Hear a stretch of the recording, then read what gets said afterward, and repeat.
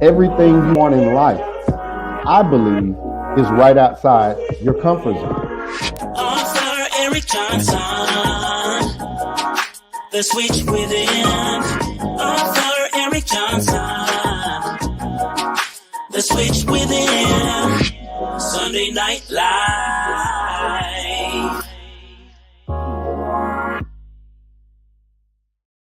There's definitely a switch inside each and every one of us.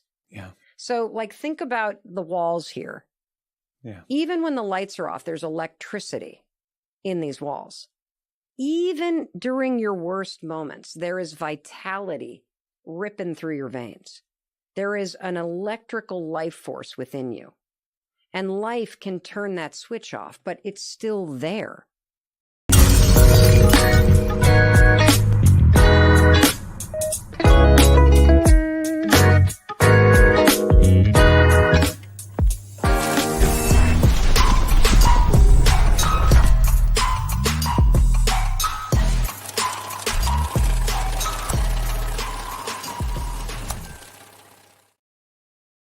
I'm writing this book to be your motivator for the day. I'm telling you that you can get out of that comfort zone. If you are hurting, it's a perfect time.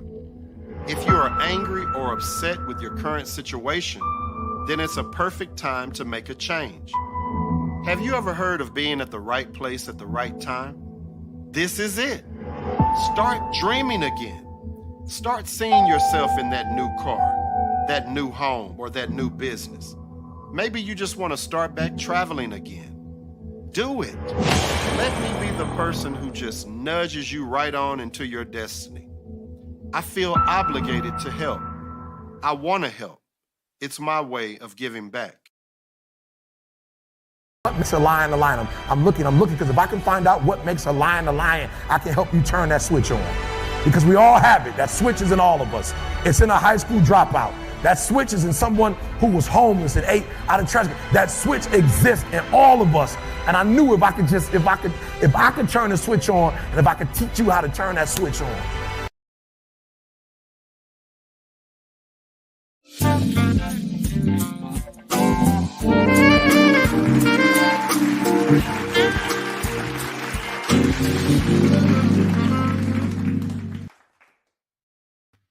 Hey, how y'all doing? Welcome to Sunday Night Live with author Eric Johnson. Happy Easter, y'all. How y'all doing on this Sunday? Feeling good, feeling amazing. I had a great day and look forward to this episode this evening. Special education, special needs. We'll give everybody a few seconds to get chimed in. And while we're waiting, y'all tell me what you had to eat in the comments. Y'all let me know. My wife threw down today for Easter. She made roast, smothered chicken. We had dressing, cabbage, mashed potatoes. Jeez, we had so much different stuff. I'm so full, y'all. If I go to sleep during this broadcast, don't hold it against me. We definitely went in with the family on today. Y'all let me know in the chat, put it in the chat what you had today for your meal. Y'all know I always like to know that. Leaders or readers, this week's book, The Color of Law. The Color of Law. Richard Rothstein.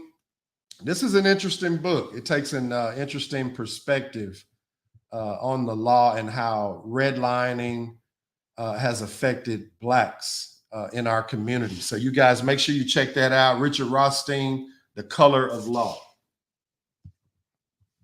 And on last week, we talked about gentrification. Wow, what an episode we had. We had the King Chris Keith on, as well as the King Elbert Thomas. And those guys dropped some real interesting perspectives regarding gentrification. The brother Chris is real involved with the city, real involved in the political aspect. And he was really stressing the point and the need for us to start showing up to these events, showing up for these grants, showing up for somebody else to help you. If you have the opportunity, but you're not present, then you didn't have the opportunity. So that brother really spoke deep into that particular area. Elbert came in with the science and just said, you know, a lot of things are happening when we're not around. There is a 50-year plan in place in the city of Dallas in regards to gentrification, and guess what? We're missing out on that as well. We have to start being a part of it. I came with the thought process of organization and education, letting folks know, that land that you have, grandmama's land, big mama and them land down home, that land is worth something. The physical attributes of your community, if you start seeing it change, then gentrification may be happening right around you. I'm really excited about tonight. I have a special guest, my niece, Emi Williams, and I believe she's the expert for this topic. We chose this topic because we feel there is a need in our community to show folks that disability does not necessarily mean death. You do have other options. And, Emi is just a phenomenal individual, been in the education field 14 years. And she received a master's degree in special education from Texas Tech, as well as a master's degree in public administration from the University of Texas at Arlington. So y'all, without further ado, y'all help me welcome my niece to the show. Emi, how you doing? How you doing? How you doing? Good to see you tonight. Yes. Happy Easter to you. Same to you. Same to you. Yeah. And so, like I said, real glad to have you on. I believe this issue in our community hadn't been talked about a whole lot. For those that may not know you, Emi, tell us who you are and where you're from.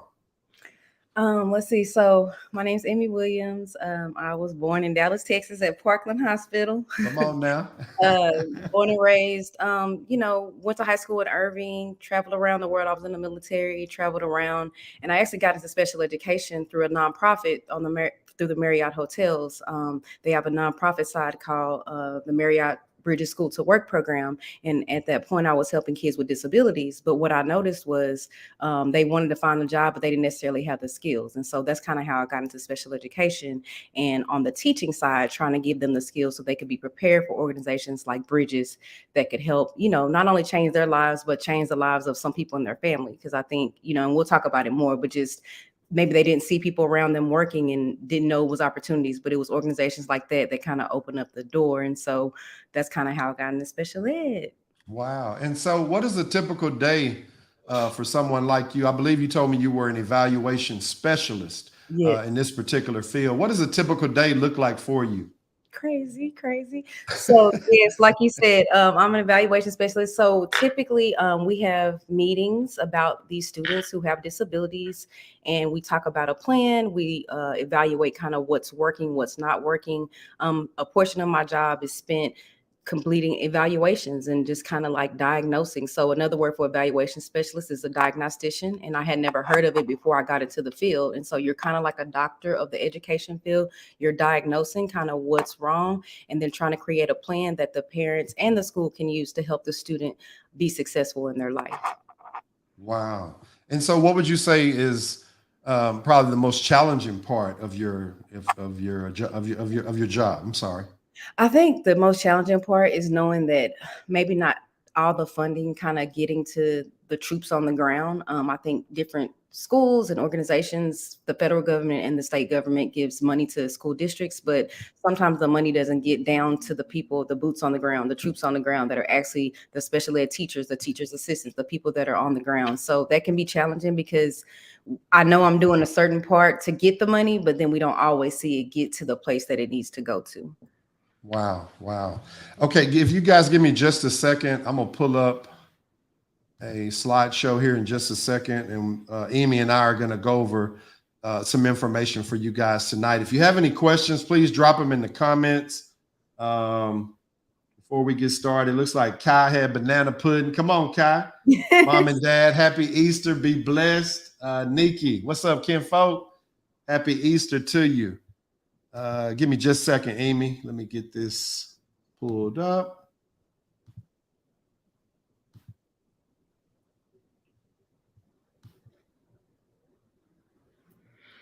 And we'll start with slide 1. Okay, can you click Let on me try to make it bigger. Hold on just a view second. Uh, and slideshow?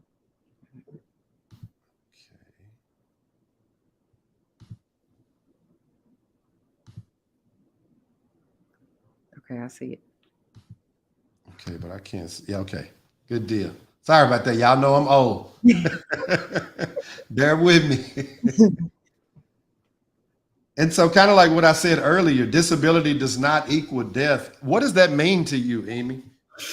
So for me, I think it's just kind of like you said in the past, you know, if you had a disability, you just were kind of looked down upon, or people just didn't feel like you were going to go anywhere or do anything. And I've encountered a lot of parents who, when they first hear that their child has a disability, it's very shocking. It's very, it can be traumatizing to a certain extent, because all they think in their mind is that my child's not going to make it. My child's not going to have the life that I dreamed for them. And that's not always true. And so, you know, like you said, when we get to the first slide, we'll see that that's not always true. So it's important to me, like you said, to get the word out. Right, right.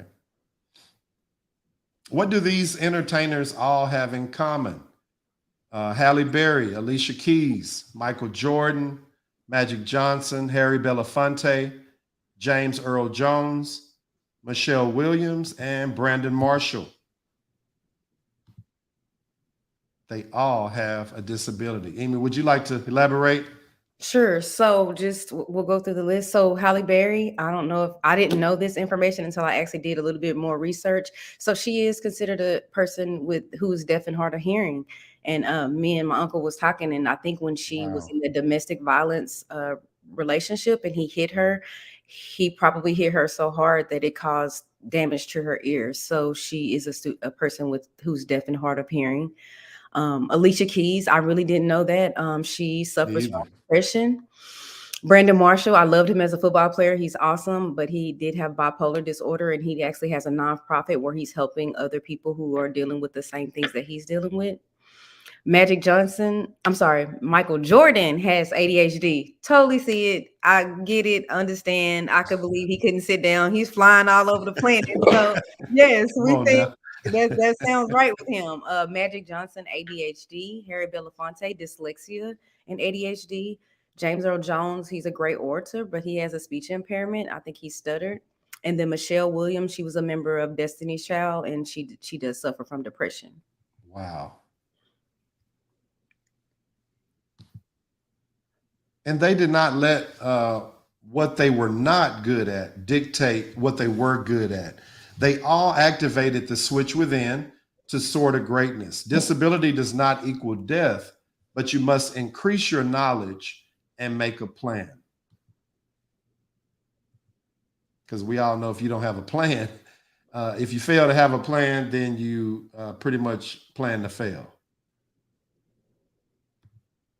Amy?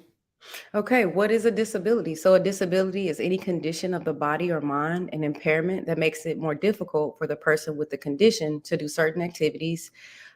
So activity limitation and interact with the world around them. So participation experience. So I always say we all have something that we're good at and we have something that we're not good at. And so when we understand that we have a disability in a certain area, then we should probably focus our energy on the areas that we are good at instead of focusing on what we're not good at.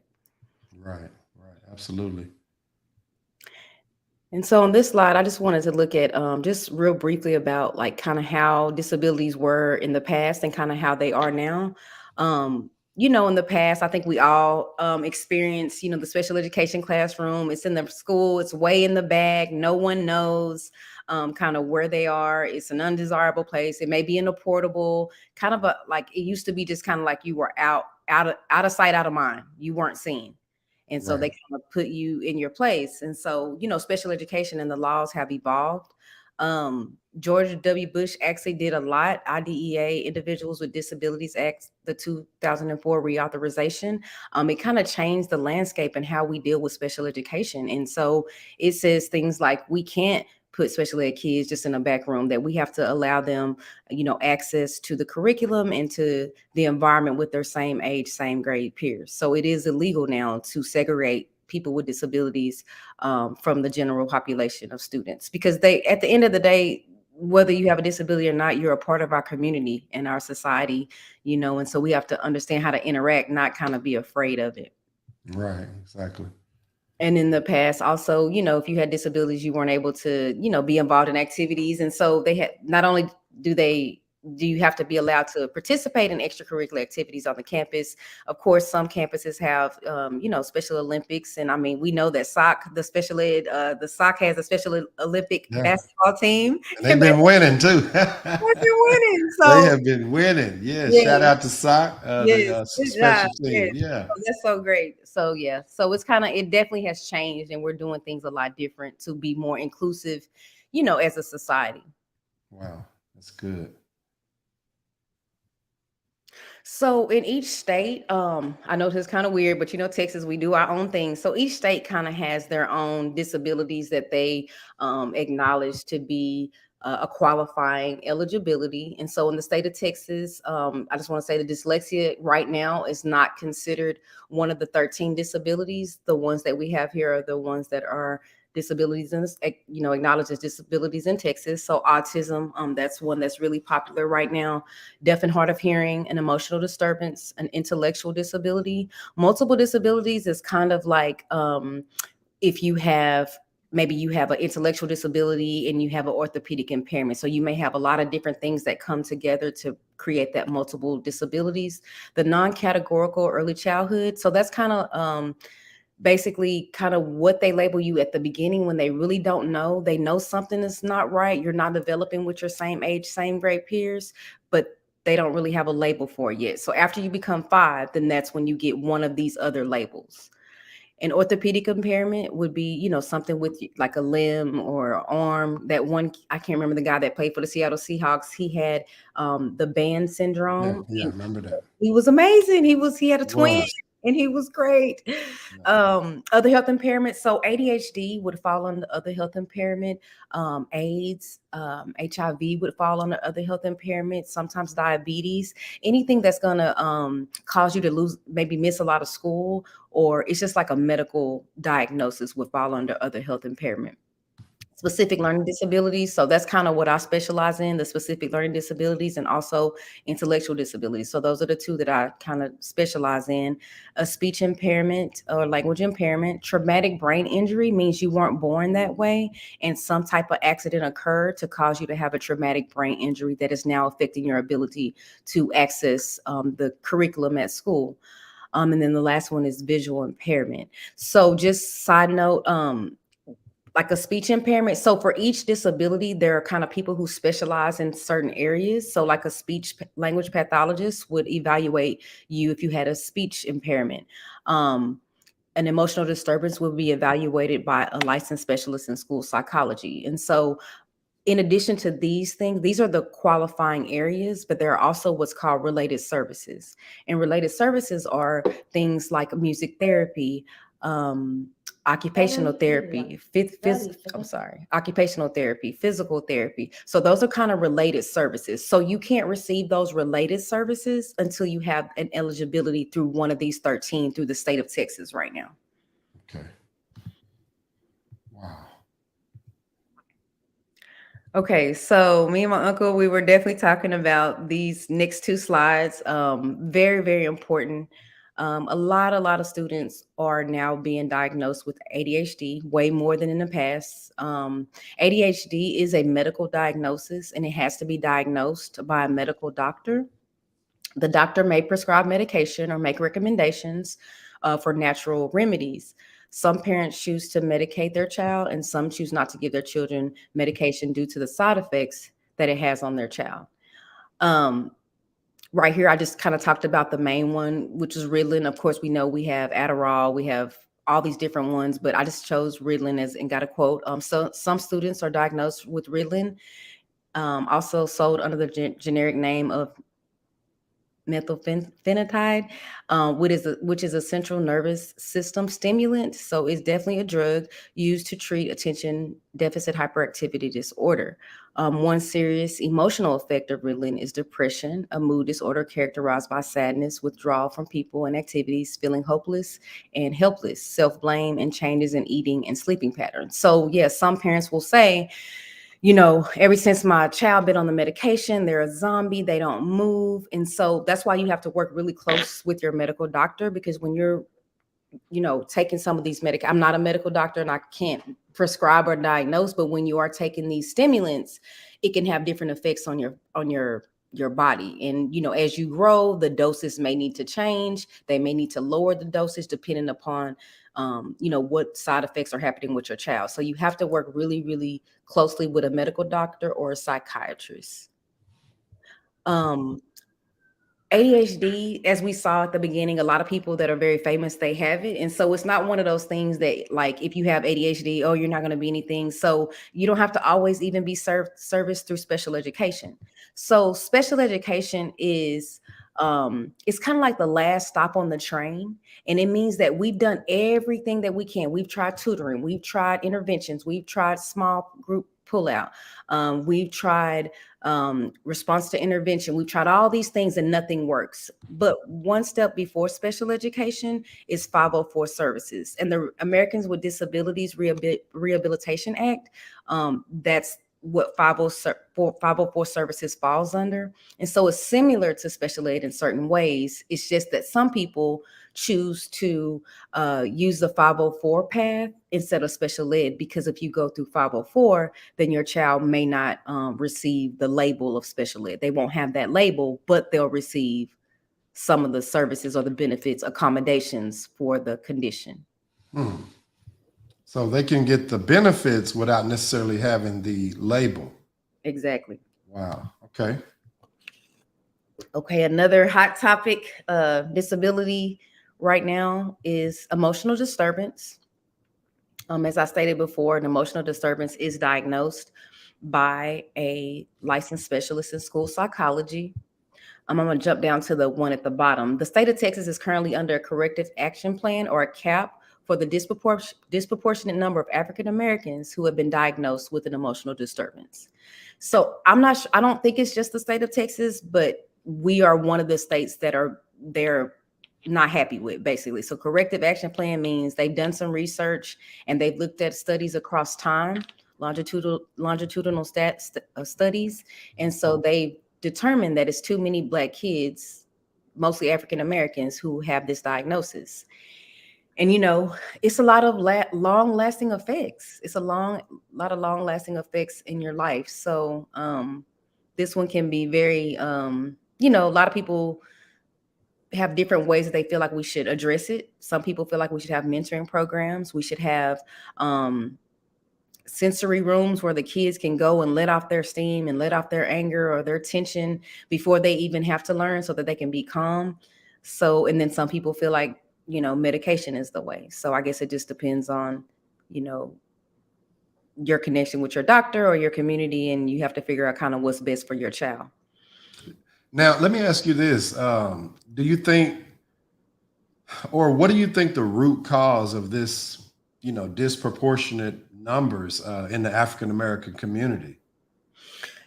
Well, I'm going to be honest. I think in the past, this field of study, the educational diagnostician, licensed specialist in school psychology, there hasn't been a lot of African Americans in the field.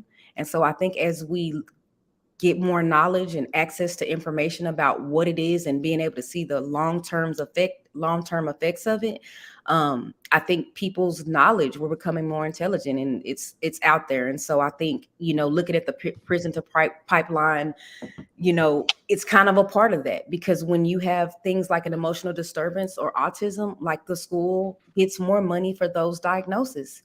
And so if you have those in school, unfortunately, the statistics say that you are more likely to be in prison. And so the money follows you. So not only does the school get more money when you're in school, it also follows you if you become part of the, criminal justice system, which unfortunately happens a lot. Wow. And I wanted to say, this diagnosis can have, like I said, long-term effect on future plans. If you've been diagnosed with an emotional disturbance, it will disqualify you from joining the military or like being a part of the FBI or the CIA, because it's basically saying that under normal circumstances, you're not going to respond or react as your same age and same grade peers. So this could have a long-lasting effect. Wow, that is sad. Okay, emotional disturbance. How to request an evaluation. I believe this is an amazing slide. So, I feel like I'm kind of a gatekeeper. I think, one thing that we have to do is just get more information to parents. I think parents, you're frustrated with your child. You're getting phone calls from home. I think everybody thinks, oh, just put them in special ed. It's a magic bullet. They'll be fine. That's not necessarily the case. I just put on here, before you request an evaluation, you should meet with your student support team. And it could be called something different at your school, at your child's school. It could be called a MTSS committee, just a committee of people and professionals who know your child and who are kind of looking at the data, the quantitative data and also the qualitative data. So how they feel, what they see each day, but also how many times you've had a referral. So y'all can look at, as a team, look at all those things. One of the things that I said we should do first is consider if your child has met the standard for district and state assessment. So have they passed all their STAR tests? Is that something? If they haven't, then that could be a red flag that we may need some more interventions. How many days have your child missed? If you miss school, it's going to be very difficult for you to get into the routine, get into the swing of things. It's all built and designed for us, in a certain way for a reason. So it's important that your child is at school every single day. Very important. Has your child attended tutorial sessions? So that's before school, after school, Saturday school. So have we done anything extra to help your child to be more successful? Are they receiving targeted intervention? So if we already know that they're struggling, or is the teacher doing pull out in the classroom? Do you have an interventionist on the campus who can do a small group pull out? So all of these things, we want to be tracking the data so that when we come to the meeting, we're able to speak. I put, if your child has a medical condition that can explain the academic difficulties. So like if they have ADHD, then yes, then we would understand they're not going to be organized. They may have all their work. It may be in their backpack, but they just didn't turn it in, because ADHD affects your executive functioning skills. So the ability to plan and to organize your child. If your child has ADHD, they may have difficulty, writing a paper because they don't know how to get started. So an accommodation for that, or something to help them, is a graphic organizer. So they can graphically see what they're going to write and then organize it so that they can be successful. The last thing is, like, if your child has experienced any trauma, death, recent divorce, any sociological factors. So all of those things can contribute to your child's difficulty, because basically as a diagnostician, my job is to be like a detective and work with the committee and try to figure out what's causing your child not to learn at the same rate as their same age, same grade peers. So you're like a detective and you're trying to figure out, not that special ed is a magic bullet, because it's not. It's not. And there are different, side effects that happen because, kids are mean. And so sometimes, other kids will know. And so your child may be hesitant to even accept the help that they're given. So it's just important that you're active in it, in your child's education and in their business and on their email and on the parent portal for your school, so that you can know and kind of be aware. Because if you don't start early, then it just gets harder, and it won't change, because the task demands once you become an adult are more extensive than when you are as a child. And so this is kind of how you do it. So we wanted to make sure we left you guys with some community resources. You don't have to wait on the school if you kind of feel like maybe after you have your baby, or maybe your baby is 2 and they're not talking, or they're hitting their head against the wall, or doing something that's just not typical, then you can reach out to Metro Care Services. And we just listed the one that's here in Dallas on Westmoreland. They do have one in Tarrant County. It's called MHMR, My Health, My Resources. That's the one in Tarrant County, but we listed the one in Dallas. And so they can treat all different types of disabilities, and they can also have the diagnosis and the medical diagnosis that goes with that. Okay. Also, if your child is diagnosed, you could be eligible to receive supplemental security income (SSI). That is determined, of course, by the Social Security Administration. They will contact the school to get additional information, or they'll reach out to your doctor to get a copy of the report to determine if that disability is eligible for services. I'm just going to say this, and I'm going to be honest. So you don't want to depend solely on a check. I know that some people in our community, unfortunately, are programmed to think that, oh, I'm just going to wait on my check. I'm going to wait on my check. But we know that laws change, and it could be here today and gone tomorrow. And so if we don't make a plan, right? If we don't make a plan, then and the checks get cut off, then your child has no skills. How are they going to make it in the world? Yeah. Right. Okay, for medical care, Medicaid, of course, we just put the link on there. You can go to your Texas benefits, and it can tell you about registering and signing up for Medicaid so that your child can receive any therapies that they may need outside of school, like that speech therapy that we were talking about, the occupational therapy, the physical therapy, helping them do buttons and do zippers, so it can be a lot of different things that are going on with the child, but Medicaid can help. You may be eligible. Wow. Let's see.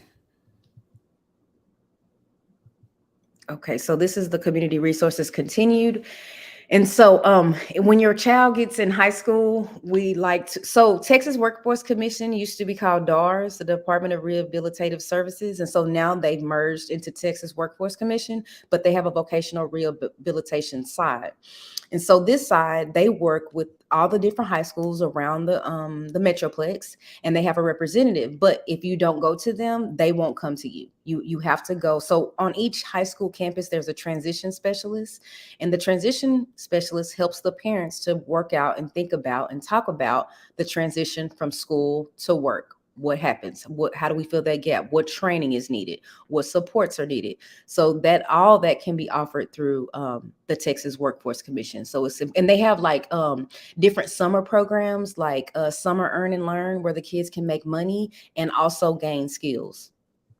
This ECI, the early childhood intervention, is basically for any children birth to ages 3. So like I said, this one goes back to if, like I said, your kid is 3, they're not talking, they're not walking, something's kind of just not right. So you can go through the Texas Health and Human Service Commission, and they'll be able to provide you with a free evaluation that's free of charge, and they'll let you know what services your child needs and how to get access to those services. This Able Savings Account is something new for me. I heard it or saw it on it was on a website or something. I saw it. So basically, people with disabilities oftentimes are kind of on fixed income because they probably have that Social Security check. And so now they've passed a law where you can start, it's kind of like a 401k in certain ways for people with disabilities. So your disabilities won't get cut off, even though you could put up to $15,000 in there a year. And so just because you have a disability, you'll still need more money, after when you get older. So, $800 is only going to go so far, so you have to think about saving. So that's a really cool account that will be good for any child with disabilities. And I didn't put this on here, but also thinking about if you pass away, if you do have a child with a severe disability, if you pass away and you don't have a will and you don't have things set up, your child will become a ward of the state. They will become a ward of the state. So it's very important to set things up. And I know we never want to talk about it, and it hurts and it's scary, but we have to set up a plan just in case something happens, because we all know we don't know what tomorrow may bring. So that's a very important. Absolutely. And then the last one is independent evaluation specialists like myself. So a lot of parents, they do get it through the school, but it takes about 80 total days to get a full evaluation and have a meeting. And so people like me who we have our certification, I'm nationally certified to evaluate students for a specific learning disability and for intellectual disabilities. And so we provide those to individuals, caregivers, parents. And sometimes parents want this evaluation so that they just kind of know how their child learns, not that they want their child in special education. Because remember, you always have that 504, you have the opportunity to receive 504 services. but you need an evaluation. You got to have an evaluation for 504 or for special education. But if you don't want your child to maybe be pulled into a class and you just want them to get things like extra time or their font blown up and made big, graphic organizers so they can organize their thoughts. If you just want those things, then that can be had through 504, which is not special education. Wow. Emi, wow. I mean, so much information. Thank you so much for, actually sharing that. I wanted to ask you a question just personally. Why do you think in our community, special education is something that not swept under the rug, but it's kind of like those, when I think of bullying, you typically don't think about children that are have, special needs or they're in special education. But from doing my research, I found that there's so many children that have a, learning disability or they have a physical disability, and those kids are being mistreated. Why do you think special education in our community isn't really talked about as much? I think kind of like you said, first of all, I want to say it's like 2 million people in the state of Texas that are diagnosed with disabilities. And so it's more people than we know. Like I told my mom, when people start doing weird things, I'm like, that might have been one of my students, because you don't know, because they don't walk around with a label that says, hey, I'm paranoid schizophrenic and I don't take my medication. Hey, my cognitive abilities aren't that high. And so I think, we're afraid to ask for help, or we think people are going to talk about us, but you just don't know the people who are talking about you. They have someone in their family like that. So we all have someone that we know that has some type of disability. And so I just think, like you said, it's lack of knowledge and, us being open to, and it makes you dig deep into your family, your household, what's going on. Like, have you moved your child around? Have you given them an opportunity to learn? Are you even focused on their education, or are you worried about your nails and your hair and things that don't matter? So I think, we focus on the things that really are superficial and can be gone tomorrow. But at the end of the day, like I said at the beginning, we're all a part of our community, of this community. And it's made up of different people who, just because you have a degree doesn't mean you don't have a disability. It doesn't mean that, that doesn't mean that. So I think, like you said, lack of knowledge and, we just have to be open to change and understand that the world is changing. 30 years ago, you rarely heard of people with autism. I really didn't. I knew about the movie Rain Man. You heard it, you seen it, and we knew those extreme cases, but we don't know, like, autism is a spectrum. So you can be highly, highly intelligent, but it has to do with your social interactions and your ability to handle and deal with people and have conversations that are meaningful. So, when you do have an autism evaluation, it is made up of 3 people. It's a person like me, it's a speech and language pathologist, and there's a psychologist. So there's a team of people that are evaluating for special ed, for autism. So I think we have to just get past ourselves and understand that, like, it's okay to not be okay. It's okay not to be okay, but it's not okay to not be okay and not make a plan. Because if you, like you said before, if you don't make a plan, you're planning to fail. That's an old military saying. Yeah. Wow. And so, Emi, just to ask you kind of one of my switch within questions, if someone had a special need or they had a learning disability, but they were on the edge of greatness and you saw it in that student, what would you tell those particular students? I think going back to the entertainers and the people that we know that are very famous and that have made it. I mean, I think just focusing on what you're good at and not focusing on what you're not good at. So not saying don't work on it, but not letting that be a limitation to what you do in life, because it's going to be hard. I mean, I'm very honest with my students to say, hey, you're going to have it harder. You're going to have it harder. And no one cares. And no one cares at the end of the day. So I think, I'm just always like, hey, let it be your motivation. You can come back and help other people who other children who are going through the same thing that you're going through. It could be your testimony, your test and your testimony. So that's what I would say. Hey, you just got to keep going, because at the end of the day, life is hard for everyone, but you got to figure out where you fit in and just be you and just be authentically who you are as your individual self. And you don't have to be like everybody else. That's not, we're all supposed to be different. It's right. Built like that. God designed it like that. For a reason, right? Okay, we had a question in the chat. Lorenzo Gray said, how many different levels of special education categories are there?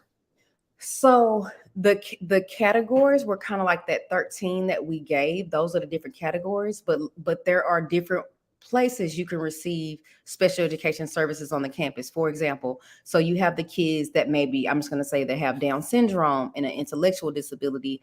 They would be like in an alternate curriculum type of setting. So that's where all the students have a disability that are kind of, they have on the lower cognitive level, and they require a lot more attention. Like they can't be in the building by themselves and you have to be with them. So that's one level.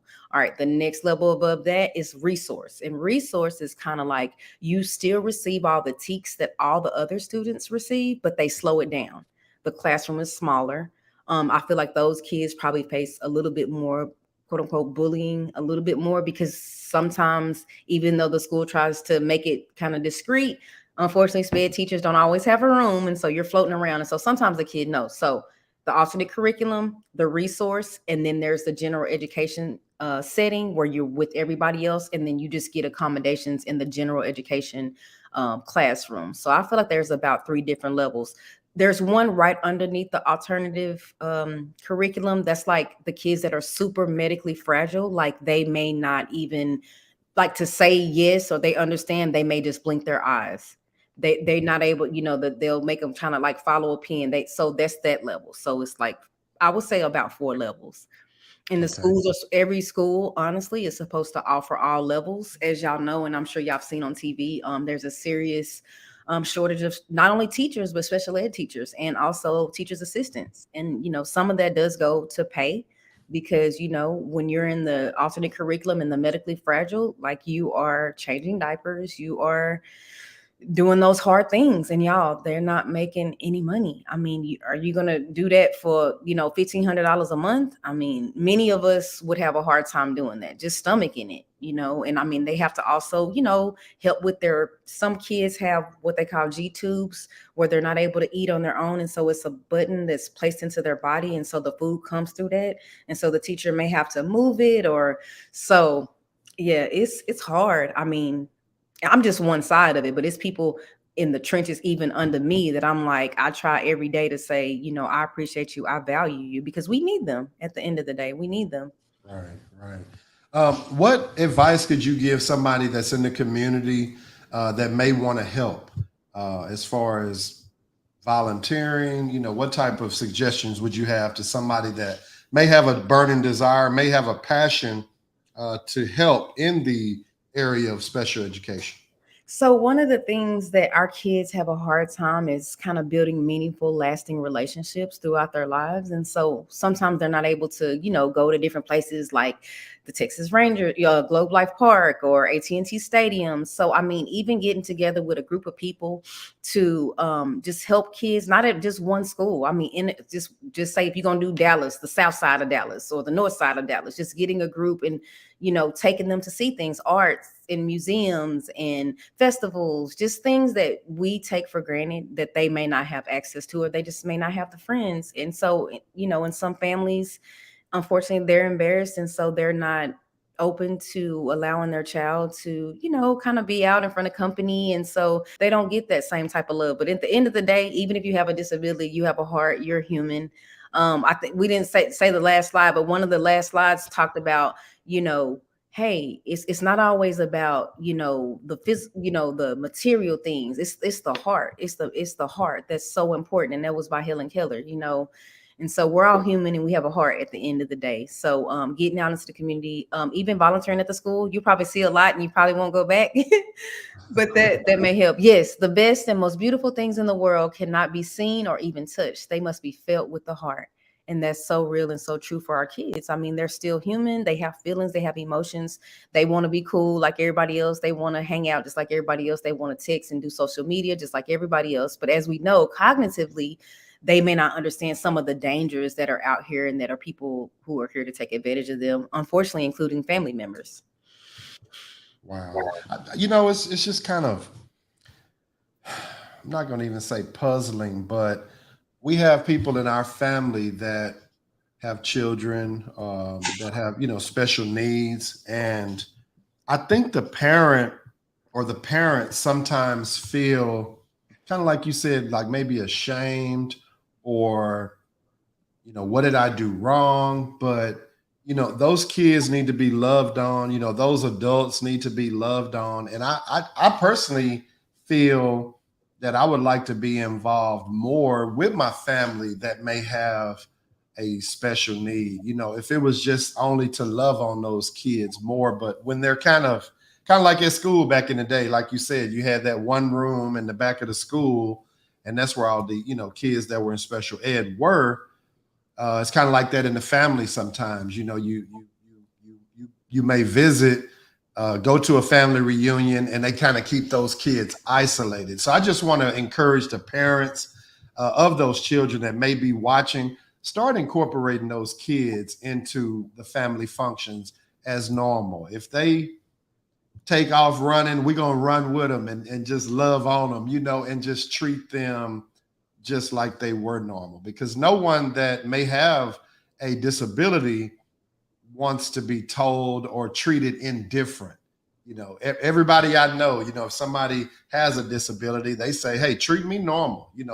Don't treat me as if you would somebody, don't treat me any different than you would someone else. That's kind of what I'm saying. But Exactly. Amy, I just want to thank you so much for your work, your dedication to special education. I felt it was imperative for the viewing audience to see this, because it's not something that is talked about a lot, but you've been doing it for the last 14 years. Where do you see yourself in 5 years, Amy? If I can get nosy. 5 years. Well, I mean, I really want to be an independent evaluator.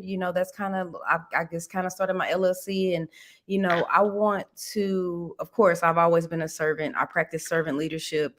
I'm just here to help. I've always been here to help, and just trying to figure out how many other parents and families I can reach. And like you said, maybe doing a little group and having some kids that, that we can hang out and just kind of make our community, let them know the community belongs to all of us, not just me, not just you, but it takes all of us to make the world go round. So hopefully I'm just helping and serving, and that's basically it. I don't have big plans, just helping. Yeah. That's a big enough job. Helping is a big job. I mean, because you work for 2 schools right now, don't you? I think we talked about that at OD Wyatt and Southwest. Mm-hmm. Yeah. So I mean, how do you balance that? Oh my gosh, it's hard. It's hard. It's been hard. I think my passion, is what keeps me motivated and what keeps me going, and understanding that, like, hey, this is affecting people that look like me. And at the end of the day, I want us to make better choices, disability or not. Like, we have to understand that there is no help. We are the help. We are the help. And so it's up to us, our community. We need our elders. We need the people your age, the people my age. We are all needed. It's a circle of life. So, we're all needed. And so I think my passion and my love for my people and for humanity in general is what keeps me going. But in my parents, because I come home with stories, and I'm mad and I'm angry, and I want everybody to do right and act right and get in line, and Right. because I want the best for our children at the end of the day. That's my passion, and that's what keeps me going. It keeps that fire burning. So hopefully it'll keep going. Sometimes you gotta get that balance, that work-life balance, because you go so hard, and sometimes you want it more for people than they want it for themselves. But I've learned, hey, spread the love, spread the knowledge. Those who want to get it, they will. And those who don't, hey, it's on them. But it's my job to at least put it out there. At least You are definitely putting it out there. I just want to salute you again, because I'm a academia educational buff, and so I've realized a long time ago it takes a special person to be in those schools, especially in 2022, because all the kids got cell phones. I wish we had cell phones so we could call our parents on the teachers, back in the day. But, a lot has changed, but there are those that are still dedicated to the craft. They are excellent in that particular space, and you are one of them. So I just want to salute you, niece. Thank you. You are doing a phenomenal job. You have any closing remarks? I know it's Easter. I don't want to take you away from your family too much. Just, hey, we all, like you said, we all have that switch within, and we just have to dig deep and search in our soul and figure out, why does God have us here? What is our purpose? Why are we on this earth? And it's not always to receive. It's we're servants at the end of the day. So I think we all just have to figure out what's going on with us so that we can love what's a reflection of us. So I do think that we need to love each other more, but it starts with loving ourselves first. Wow.